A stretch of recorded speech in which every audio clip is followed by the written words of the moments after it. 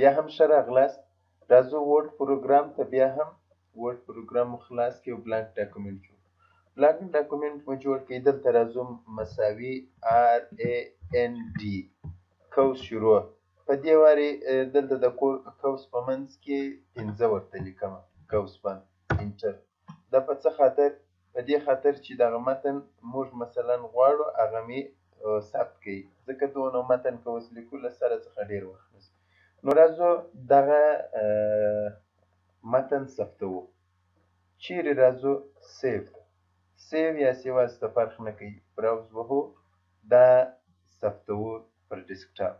دې ته یو نوم ورکوو. نوم مثلا د ځانه څخه دلته اوس یو نوم ورکوو چې هر شی نوم تاسې ورکوئ هغه ستاسې موضوع مطابق. مثلا زه نوم ورکوم بوک، پښتو بوک، پښتو بس خلاص پښتو مې نوم ورکوي، مثلا د یو کتاب نوم دی پښتو. اوس راځو اصلي مسله چیرې ده؟ په انفو کې بیا هم راځو ګورو. څه شي ګورو؟ پراپرټیز. پراپرټیز یعنې ځانګړنې، ځانګړتیاوې، مشخصات، هر شي معنا چې اخیستمن.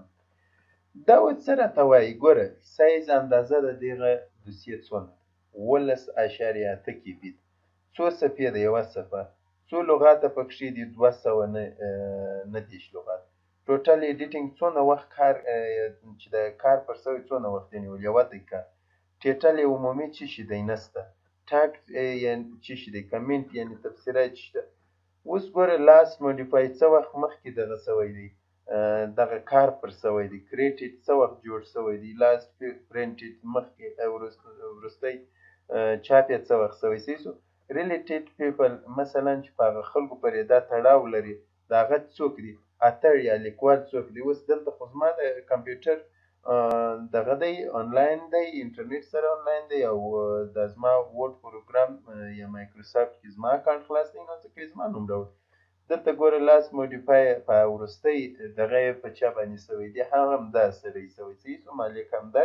نو دا زما.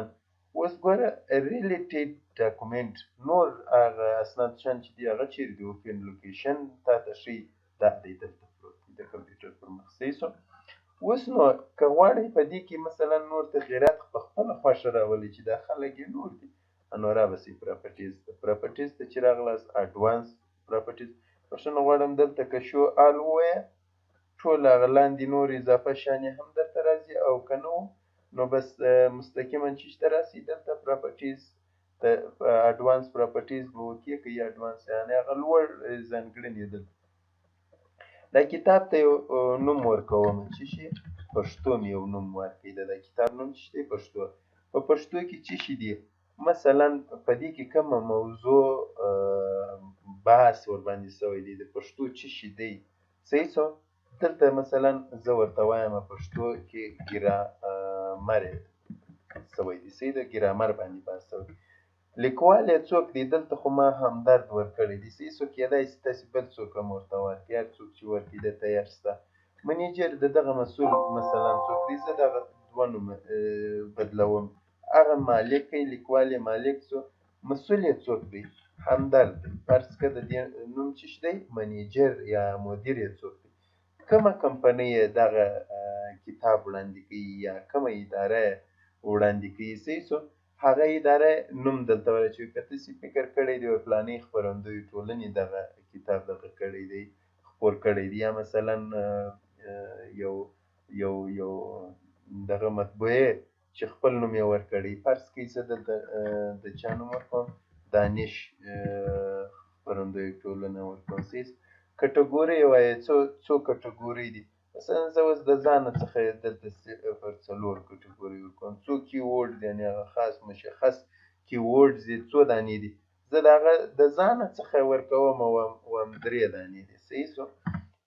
کمنټ یا تبصره څه شي پر ورکوي؟ دلته تبصره باید څه شي وي؟ زه ورته وایم څه ورته ولیکمه؟ زه به دلته ورته ولیکمه this is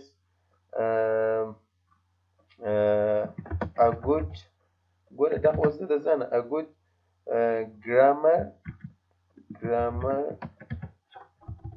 grammar book. صحیح ده. book پر چا؟ پر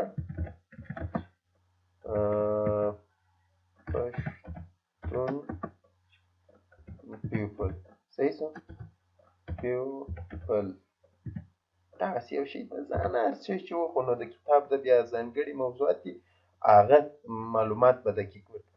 هایپرلینک مثلا دلته ګوره هایپرلینک څخه مطلب دا دی چې دغه کتاب یا دغه شی چې موږ مثلا کاروو یا ورکوو چاته یې ورکوو هغه څنګه استفاده کوي، یعنې هغه لینک یو ادرس و دغه ادارې د دغه هغه هم دلته موږ خپل په خوښه ورکوو.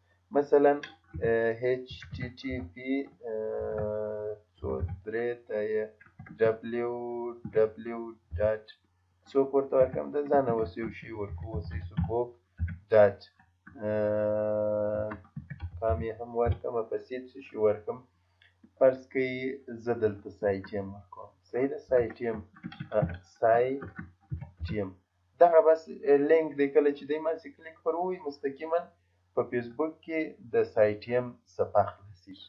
سر خو مو خلاص دا موضوع ګوره سیو ټمبلز دی چیرې مثلا که چیرې الو ډاکومنټ سیوی و نه یې سیو ته یې هغه ستا خپله خوښه ده صحیح شو. په دې خو انشاءالله پوه شو. راځو سټیټکس ته.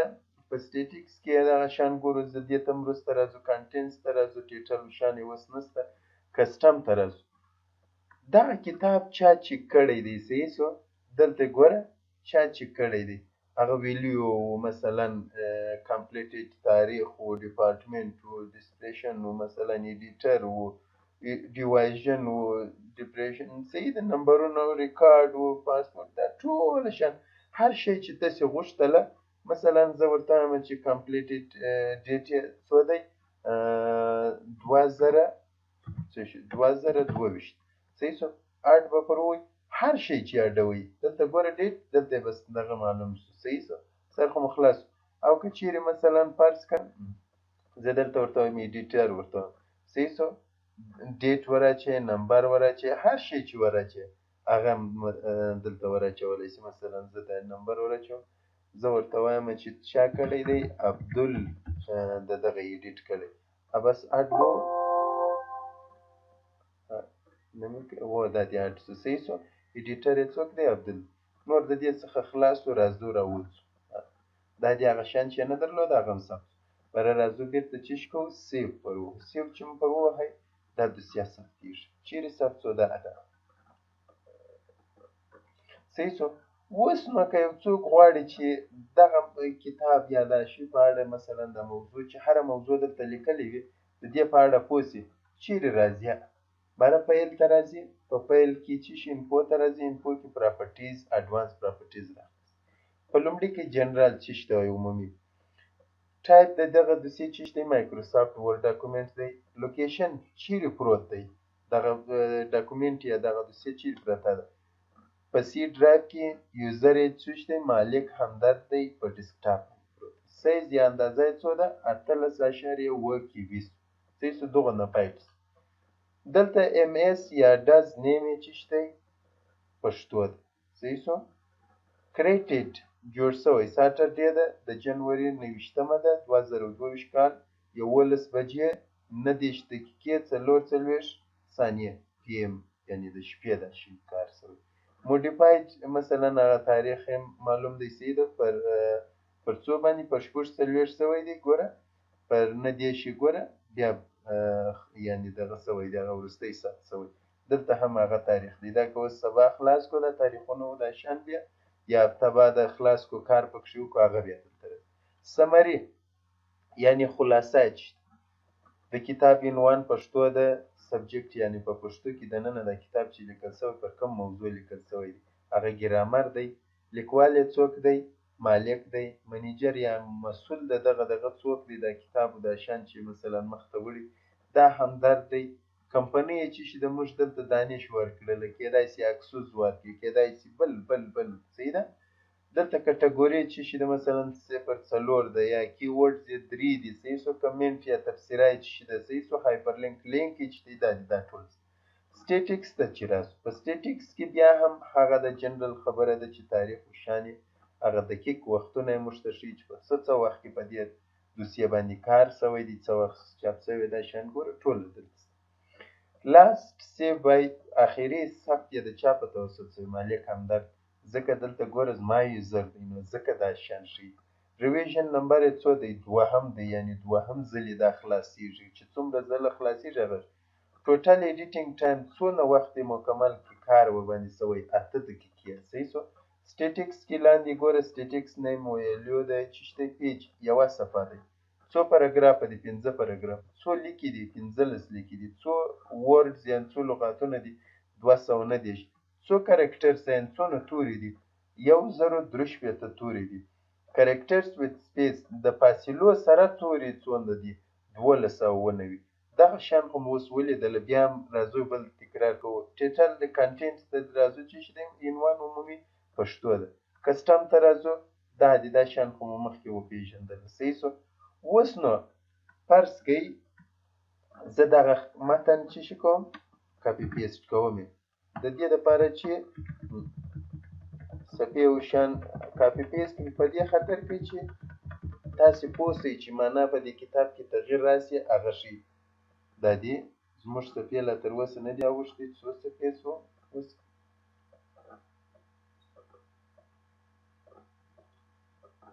14 صفحې شو. سیو وهم دا بندوم. راځم ورډ فایل بیرته خلاصوم. چې خلاص مې کوي راځم انفو ته.